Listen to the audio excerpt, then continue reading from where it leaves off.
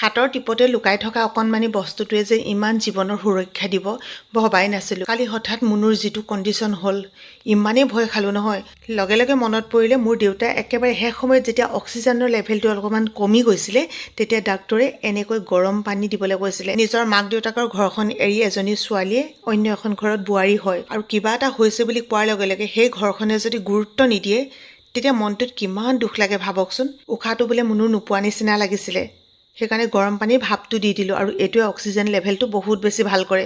ডাক্তৰক দেখুৱালোঁ দেই, সেইখিনি সময়ত ভিডিঅ' কৰাও নহ'ল। আচলতে সেইটো পৰিৱেশ পৰিস্থিতিও নাছিল যে। ঔষধ দিছে, তাকে ঔষধটো খুৱাই লৈছোঁ ভাত কেইটামান খোৱাৰ পিছতে। এই অকণমানি বস্তুটো কি হয় আপোনালোকে চিনি যিসকলে পাইছেতো পাইছে, যিসকলে জনা নাই মই কৈ দিছোঁ। এইটো হৈছে অক্সিমিটাৰ আৰু ইয়াতে আপোনাৰ হাৰ্টবিটটো কিমান হৈছে, অক্সিজেন লেভেলটো কিমান হৈ আছে, সঠিক ইয়াত ৰিজাল্টটো দিয়ে।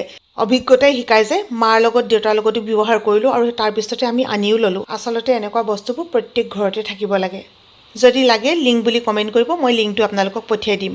আজিলৈ আহিছোঁ, সকলো ভালে থাকক।